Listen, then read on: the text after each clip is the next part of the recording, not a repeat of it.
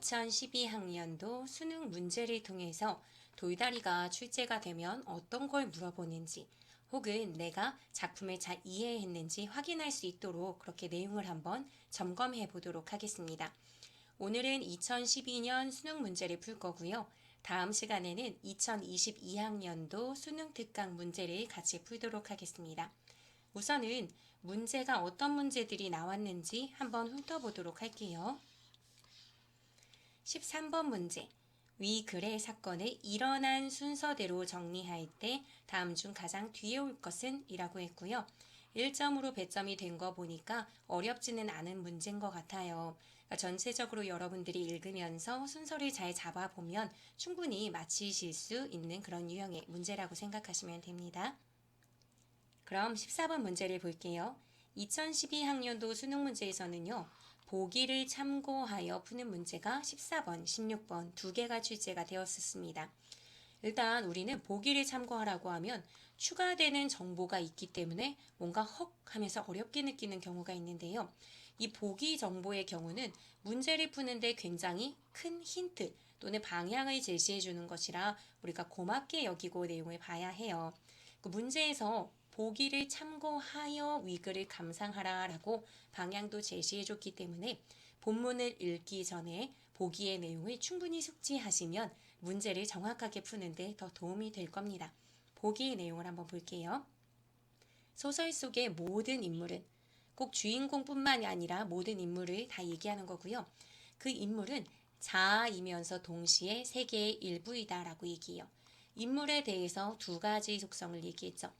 요거는 문학을 접할 때 잘 나오는 개념인데요. 만약에 모른다면 어렵게 느낄 수는 있을 것 같아요.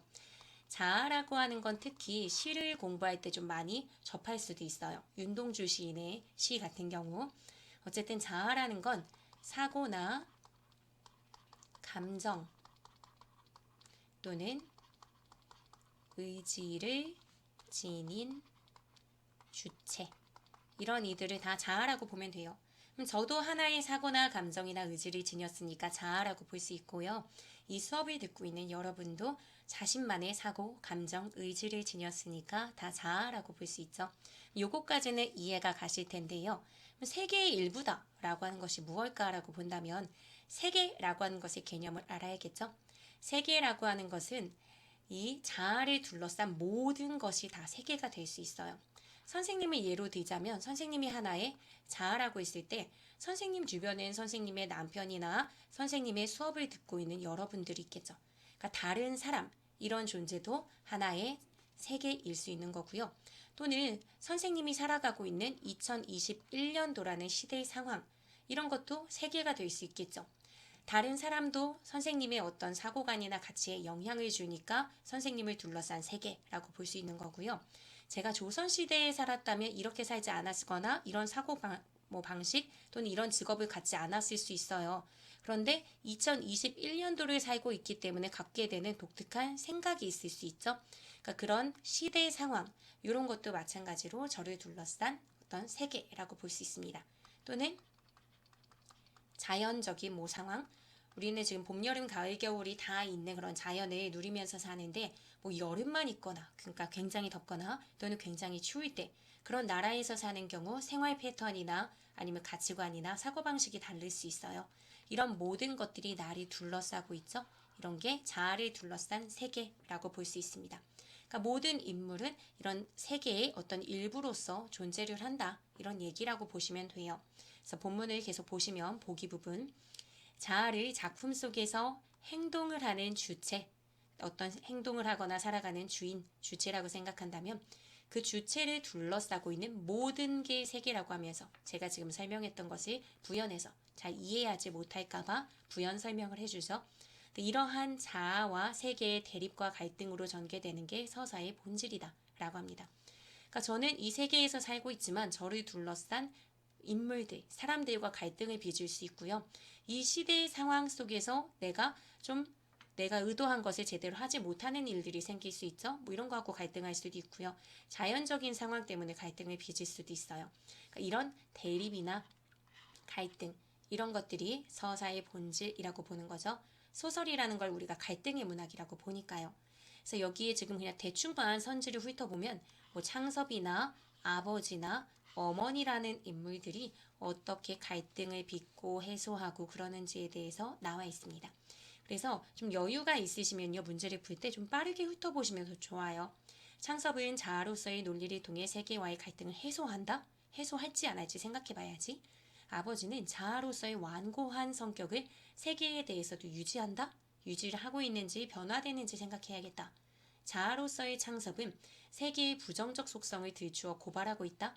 부정적 속성이 있는 게 맞는지, 그렇다면 그걸 고발하는 게 맞는지 생각하며 읽어야겠다 라고 방향을 세우는 거죠. 자아로서의 아버지는 창섭과 어머니의 대립과 갈등을 중재하고 있다. 창섭 어머니가 대립하는 게 맞는지, 그걸 중재하고 있는지 이런 지점을 확인해야겠죠. 자아로서의 어머니는 자신 속에 존재하는 또 다른 자아와 갈등하고 있다. 어머니가 내적 갈등을 하고 있는지 이걸 살피면 될 거예요. 15번으로 넘어가서 A에 대한 이해로 가장 적절한 것은 이라고 했는데, A가 보면 이제 본문에서 뭐 블라블라 이렇게 막 써 있으면 여기에 이렇게 표시된 부분이죠. 그러니까 본문을 읽다가 A 부분이 나오면 바로 와서 풀면 되는 내용이에요. 16번, 이것도 이제 아까 얘기했듯이 보기를 참고하는 문제예요. 보기를 참고하여 위글을 해석한 내용, 그러니까 보기를 미리 읽어보는 게 좋겠죠. 그래서 적절하지 않은 걸 묻는 문제예요. 장소에는 사랑 애자죠. 우리가 뭐 인류애 하면 인류를 사랑하는 것처럼 장소애라고 하는 건 어떤 특정한 장소를 좋아하고 사랑하는 건가 봐요. 그래서 보면 인간의 안정된 삶을 보호하는 터전인 어떤 특정한 장소에 애착하는 심성이다. 단어 뜻을 한자를 좀 잘 알면 이미 이 부분을 예측하면서 읽을 거예요. 근대 이전에는 땅과 집이 대표적인 장소애의 대상이었으나 근대 이후 도시사회에서는 이들이 도구적 대상, 여기서의 이들이라는 건 땅이나 집이겠죠? 이런 것들이 도구적 대상이나 교환의 대상으로 변질되었다라고 합니다. 크게 보면 핵심적인 건 장소애가 지금 돌다리라는 작품에 드러날 예정인 것 같은데, 근대 이전과 근대 이후에 상반되는 내용을 얘기했으니까 그걸 명확하게 이해하면서 작품을 봐야겠구나라고 생각해주면 좋아요. 그래서 땅과 집이 대표적인 거고 그게 근대 이전에는 장소애의 대상이었어요. 이렇게 보면 되겠죠?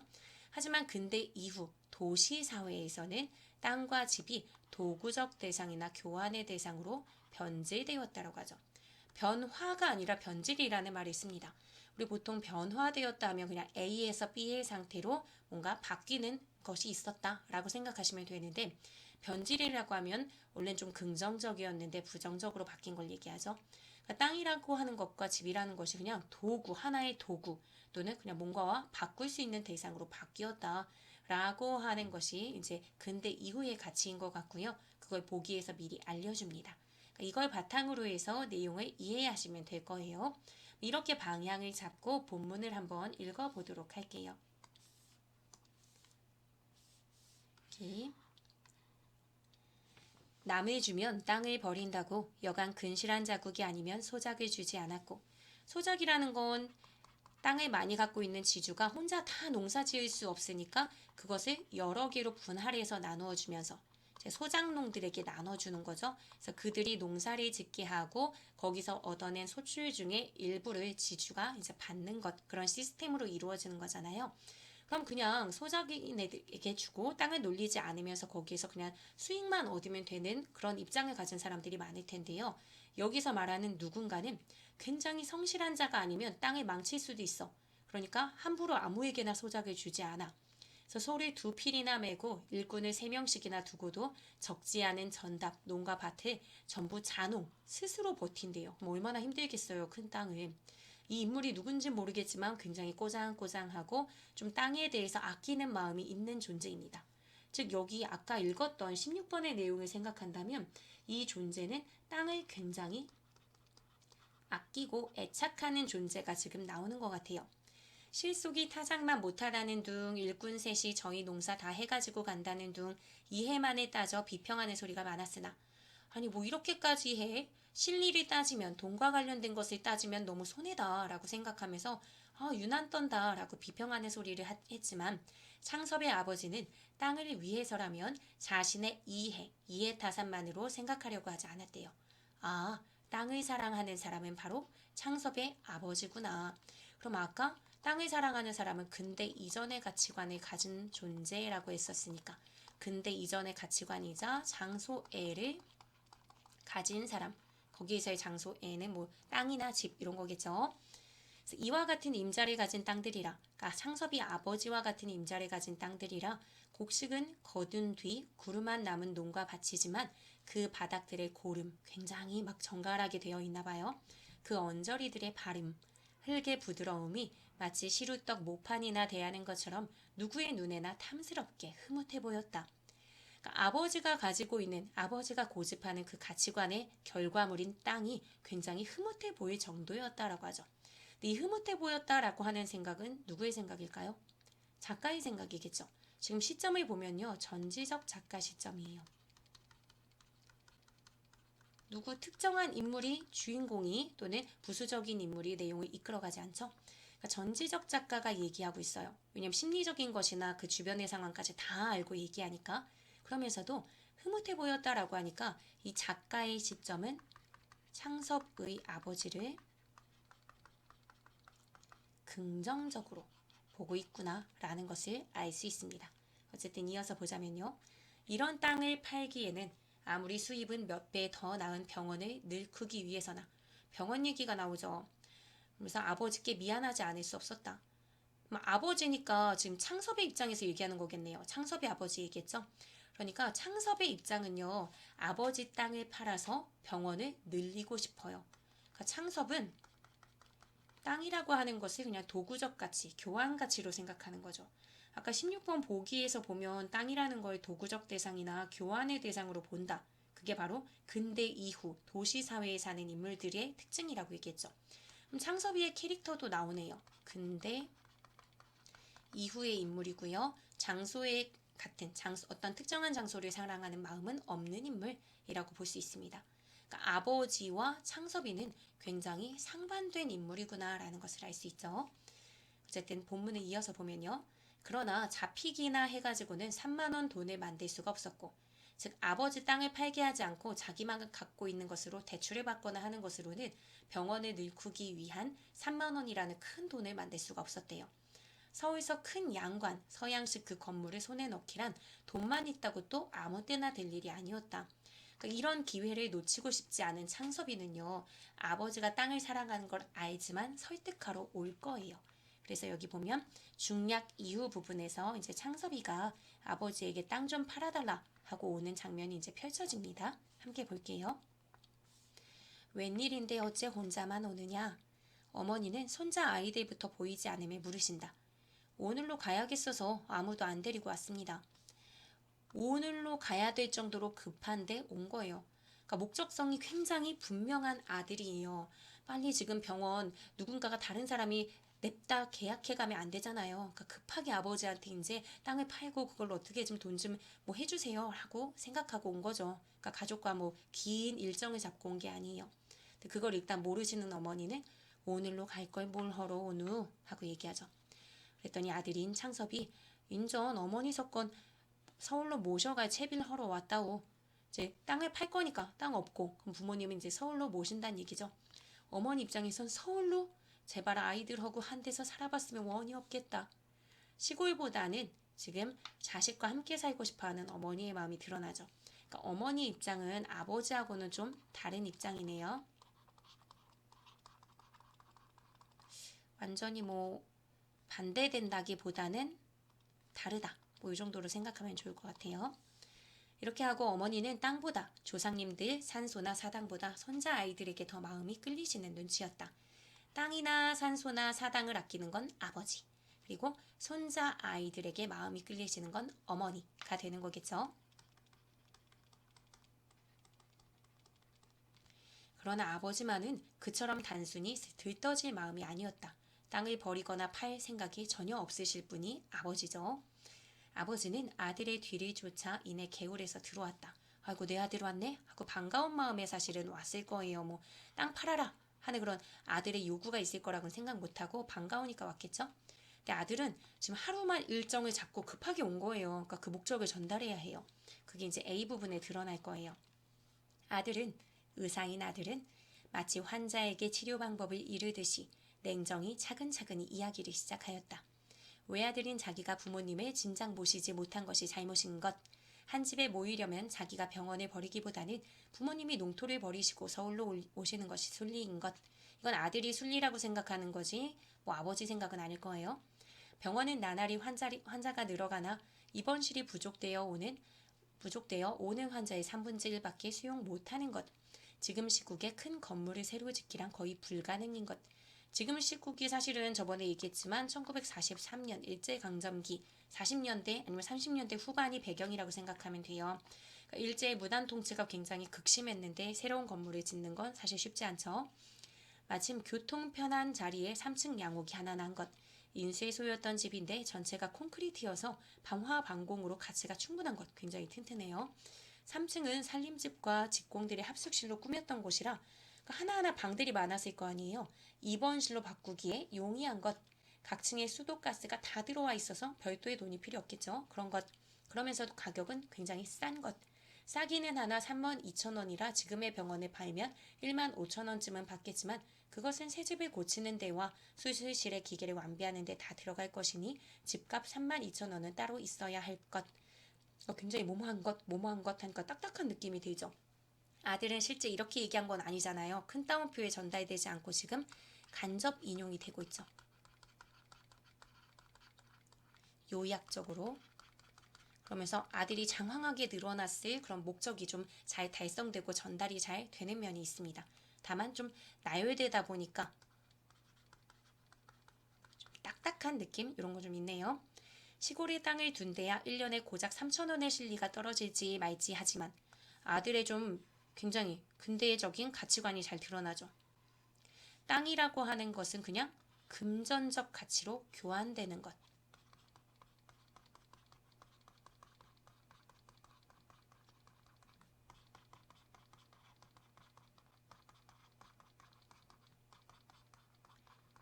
금전적 가치로 교환하는 수단 정도로만 생각해요. 근데 이 아들의 입장에선 땅을 팔아다 병원만 확장해 놓으면 적어도 1년에 10,000원 하나씩은 이익을 뽑을 자신이 있는 것. 그래서 돈만 있으면 또 땅은 이 다음이라도 서울 가까이라도 얼마든지 좋은 대로 살 수 있는 것. 그래서 뭐뭐한 것 계속 나열하면서 그러니까 땅을 안 파는 게 이상해. 파는 게 당연한 거야. 라는 식의 의도를 아버지에게 전달을 하죠. 일단 A와 관련된 부분의 문제가 아까 15번에 있었죠. 여기를 한번 볼게요. A에 대한 이해로 가장 적절한 것은 이라고 했어요. 부모님을 서울로 모시려는 계획을 통해 여기까지는 맞죠? 그럼 계획을 좀 잘 보여주는 부분이에요. 이해관계에 얽매이지 않는 창섭의 진심이 드러난다? 이해관계에 완전히 얽매여 있는 이해 득실을 완전히 따져서 그걸 따져보니 땅 파는 게 맞아 라고 얘기했잖아요. 그러니까 이 부분이 완전히 틀렸죠. 1번 틀린 답.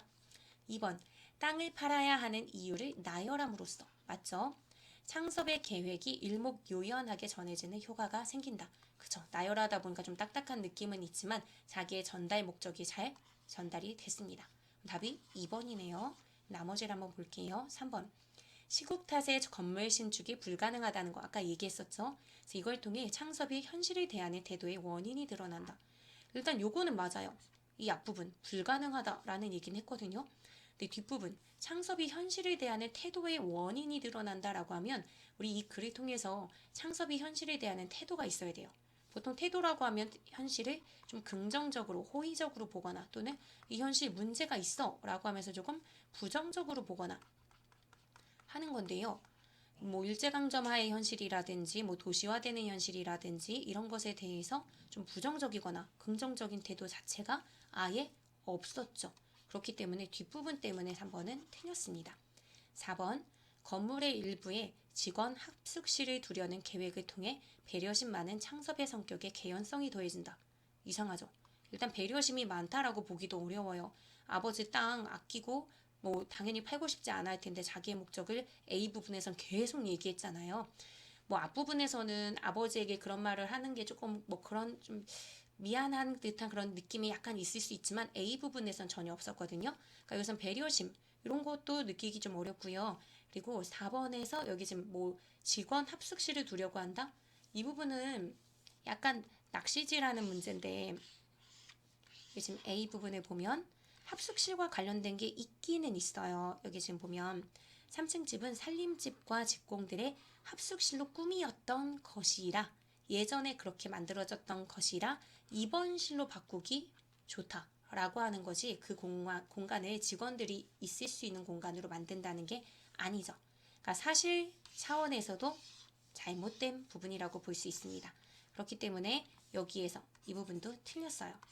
5번 자신의 의사, 생각을 전하는 창섭의 말투를 실감나게 실감나게 표현하려면 직접 인용을 해야 돼요. 이렇게 큰 따옴표 안에 내용을 전달하는 거죠. 근데 여기서 간접 인용했다고 아까 얘기했었죠?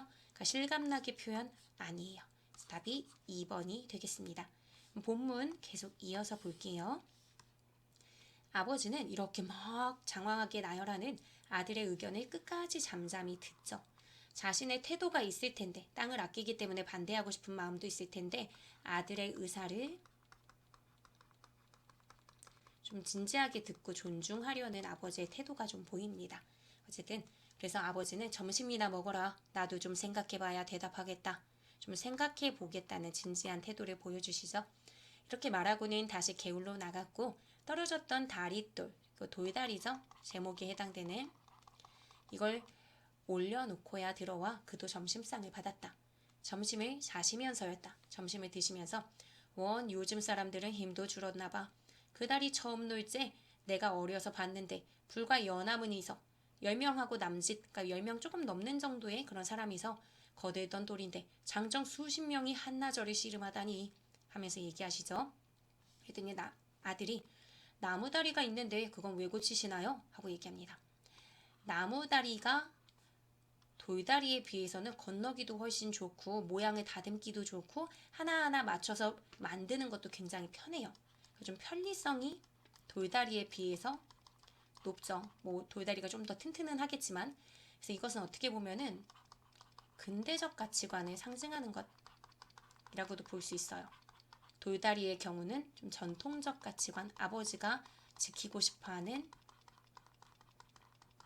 전통적 가치관. 뒷부분을 볼 거라서 미리 좀 적어봤어요. 그러니까 추억 같은 것을 굉장히 중시하는 아버지니까요. 그래서 이게 상반된 걸 보여줍니다. 지금 제가 미리 얘기해버렸는데 그거 이제 아버지의 대답을 통해서 확인할게요. 너도 또 그런 소리를 하는구나. 나무가 돌만 허다든. 그러니까 돌다리가 훨씬 튼튼하긴 하죠. 그리고 너도 그런 소리를 하는구나 라고 하는 거 보니까 창섭이뿐만이 아니라 다른 사람들도 아유 뭘 그렇게 힘들게 고치냐 그냥 나무다리 쓰자 라고 하는 사람들이 있나 봐요. 근데 아버지가 돌다리를 고집하는 이유가 여기서 나옵니다. 넌 그 다리에서 고기 잡던 생각도 안 나니? 그러니까 예전에 고기 잡던 추억이 있는 곳인가 봐요. 근데 뭐 생각날 수는 있겠죠. 근데 창섭이 입장에선 그게 뭐요? 라고 생각할 수 있는 거예요. 그런 추억이 있더라도 나무다리가 편하면 그냥 나무다리 쓰면 되지 라고 하는 거겠죠. 창섭이 입장은. 어쨌든 아버지의 말을 계속 보면요. 서울로 공부 갈 때 그 다리 건너서 떠나던 생각 안 나니? 시체 사람들은 그냥 오늘날의 사람들이라고 생각하면 돼요. 여기서 시체는 죽은 몸뚱이 이게 아니라요. 때의 시자를 쓴 거거든요. 그러니까 그 시대의 풍습이나 유행 이런 걸 시체라고 하고요. 시체 사람들이라고 하면 그 시대에 유행하는 걸 따르는 사람들. 그러니까 지금 근대화되는 어떤 물결 속에서 거기에 휩쓸려가는 사람들이라고 아버지가 생각하는 거겠죠. 그러니까 요즘 사람들 이렇게 생각하면 되는데 요즘 사람들은 모두 인정이란 게 사람 간의 어떤 따뜻한 정 이런 게 사람한테만 쓰는 줄 알더라. 이 말은 돌다리에도 인정이라는 게 있다. 인정이라는 걸 가져야 한다. 라는 아버지의 관점이에요. 내 할아버님 산소에 상도를 그 다리로 건네다 모셨고 내가 천자문을 끼고 그 다리로 글 읽으러 당겼다. 네 어미도 그 다리로 가말 타고 내 집에 왔어. 나 죽건 그 다리로 건네다 묻어라. 난 서울 갈 생각 없다. 라고 얘기하죠. 이 말은 땅 안 판다. 이 얘기하고 똑같아요. 어쨌든 여기에서 쭉 얘기하시는 아버지의 어떤 생각 속에서 돌다리를 그냥 물리적으로 그냥 A라는 공간에서 B라는 공간으로 이동하는 그런 도구로서 절대 생각하는 그런 아버지가 아니구나. 전통적인 가치관, 인정, 사람과 사람 사이의 정처럼 돌다리에도 나의 어떤 추억이 서려 있다면 그것을 존중하고 기억해줘야 된다라고 보는 거죠. 그래서 돌다리를 가족사의 어떤 일부로 본다. 가족이 어떤 역사를 갖고 있는 거죠. 가족사의 일부. 저번에 돌다리 설명하면서 말씀드렸던 부분이에요. 그래서 이렇게 단호하게 말씀하시죠. 네? 갑자기 이제 막 나무다리 얘기했는데 막 서울 갈 생각 없다고 딱 얘기해버리니까 당혹스러울 거 아니에요. 그래서 아버지가 얘기해요. 천금이 쏟아진대도 천금 어마어마한 돈. 창섭이는 천금 쏟아진다고 하면 땅 당연히 팔고 천금이 아니어도 지금 팔 생각하고 있잖아요. 근데 아버지 경우는 많은 이익을 주더라도 땅은 팔지 않는다. 그러니까 사람 사이에 어떤 인정 이런 게 더 중요하다. 땅과 사람 사이에도 인정이 있다라고 보는 거죠. 이익보다는 어떤 뭐 인정이라든지 정 이걸 중시하는 아버지의 가치관이 드러납니다.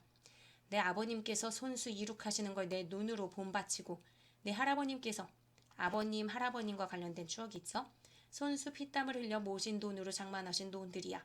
돈 있다고 어디가 느르지 논 같은 게 있고 독시장 같은 걸 사? 느르지 논둑에선 느티나무는 할아버님께서 심으신 거고 저 사랑 마당엔 은행나무는 아버님께서 심으신 거다.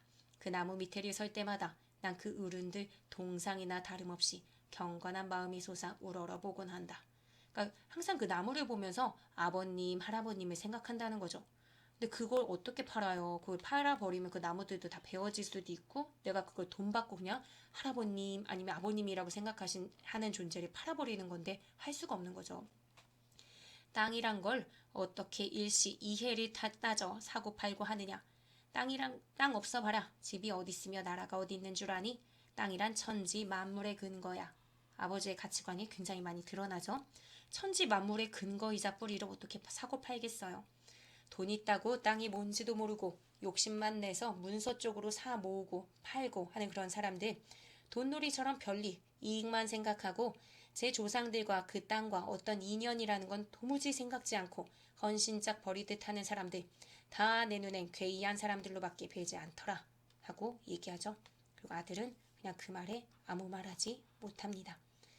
돈 있다고 땅이 뭔지도 모르고 사모으는 사람들 아니면은 별리만 생각하고 조상들과 어떤 인연이 있는지 생각하지 않고 헌신짝 버리듯 버리는 사람들 이게 다 근대 이후의 사람들이죠. 창섭이뿐만이 아니라 그러니까 창섭이만 가지고 막 아버지가 뭐라고 하는 게 아니라 이 당시 이런 사람들이 많았나 봐요. 그래서 그런 사람들 다 괴이해. 난 이해가 아닌가 라는 게 이제 아버지 입장이었습니다. 자, 이렇게 전체적으로 봤고요. 남은 문제들 풀어볼게요. 위 글의 사건을 일어난 순서대로 정리할 때 다음 중 가장 뒤에 올 것은 이라고 해요. 이런 문제는요. 그냥 첫 번째 선지부터 어떤 내용을 봤으면 그게 그 다음 선지가 앞에 나올지 뒤에 나올 건지 생각하면서 순서를 잡아주면 됩니다. 1번부터 볼게요. 창섭이 아버지에게 계획을 말하다. 아까 굉장히 막 엄청나게 얘기했던 그 A 부분에 해당되는 거겠죠. 2번 아버지가 다시 개울로 나가다. 이 말을 다 듣더니 조금 더 생각해 보겠다고 하면서 개울로 나갔죠. 다시 나간 거죠. 원래 개울에 있으시다가 창섭이가 온 걸 보고서 오셨어요. 근데 창섭이가 이렇게 1번에 얘기를 하니까 그러면 내가 좀 더 생각해보고 얘기해 줄게 라고 했으니까 1번에 뒤에 오는 게 2번입니다. 3번 장정들이 다리돌을 올려놓다. 개울로 나가서 장정들이 다리돌 고쳤잖아요. 그러니까 2번 뒤에 오는 게 3번이죠.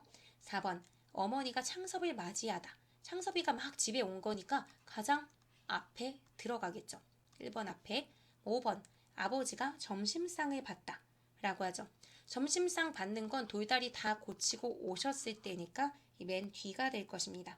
그러면은 답은 5번이 되는 거죠. 크게 어렵지 않게 해결할 수 있는 부분이었을 거예요. 네, 14번 문제 볼게요. 보기를 참고하여 위글을 감상한 내용을 묻는 거였고요. 보기에서는 자아, 그 자아를 둘러싼 세계, 그리고 자아와 세계의 갈등, 이걸 얘기했던 부분이에요. 1번 선지부터 보면 창섭은 자아로서의 논리를 통해 나름 자아로서의 논리는 얘기했어요. A 부분에서 막 자기의 생각 다 드러났죠. 근데 그걸 통해서 갈등을 해소하지는 못하죠. 지금 아버지도 계속 자신의 생각을 얘기했고요. 결국 거기에 맞받아치지 못했거든요. 그러니까 1번 틀렸고요. 2번 아버지는 자아로서의 완고한 성격 지니고 있죠. 막 진짜 뭐 절대 못 팔아하면서 단호박 같은 말들을 계속 하잖아요. 그러면서 이것을 세계에 대해서도 유지하고 있는 인물이다. 여기서의 세계라고 하면 창섭이겠죠. 또는 마을 사람들. 마을 사람들 중에서는 나무다리가 더 좋다는 사람들도 있었던 것 같죠. 지금 맥락상 봤을 때. 이들이 있음에도 불구하고 생각을 바꾸지 않고 자신의 생각을 유지하고 있으니까 2번이 맞는 내용이라고 볼 수 있어요. 3번. 자아로서의 창섭은 세계의 부정적 속성을 들추어 고발하고 있다. 세계라고 할 수 있는 것은 여기에서는 뭐 아버지가 되거나 또는 당대의 어떤 시대상이라고 볼 수도 있을 텐데요. 아버지가 갖고 있는 부정적 속성 들추어 고발하고 있지 않고요. 시대의 상이나 자기가 둘러싼 어떤 현실 그런 것들에 대해서도 드러내는 내용이 없습니다. 그러니까 3번도 틀렸죠. 자아로서의 아버지는 창섭과 어머니의 대립과 갈등을 중재하고 있다. 창섭과 어머니가 대립하거나 갈등하나요? 창섭과 어머니가 갖고 있는 생각은 똑같아요. 서울로 같이 가자. 뭐 이런 거잖아요. 그러니까 이들이 대립하고 갈등하고 있다는 말 자체가 성립이 안 되니까 4번도 틀렸습니다. 5번. 자아로서의 어머니는 자신 속에 존재하는 또 다른 자아와 갈등하고 있다. 이거는요. 우리가 밥은 먹고 싶은데 살은 빼고 싶어. 두 개의 자아 다 갖고 있는 거죠. 밥도 먹고 싶고 근데 뭔가 살도 빼고 싶을 때 두 자아가 동시에 있을 때 우리는 갈등하잖아요. 먹을까 말까 먹을까 말까. 그런 거 없이 지금 어머니 같은 경우에는요. 그냥 서울 가고 싶은 거예요. 그래서 뭐 땅보다는 조상이 머물고 있던 그런 공간인 땅보다는 그냥 손자들 보고 싶다 하는 생각이 확실하기 때문에 갈등하는 부분이 없습니다. 그래서 14번에는 답이 2번이 되는 거죠. 마지막이요. 여기서 이제 근대 이전과 이후와 관련해서 장소에 대한 그런 내용이 나왔었죠. 1번 선지부터 볼게요. 창섭은 집엔 도구적 가치를 지닌 것으로 이렇게 생각하는 거 맞죠? 그냥 팔아버려도 돼 라고 생각하는 거예요. 집이 직접적으로 나오지 않았더라도 땅 이런 거 얘기했고요. 땅을 팔게 되면 그 집도 당연히 같이 팔아서 서울로 올라가게 되는 거니까 집도 같이 연결이 됩니다.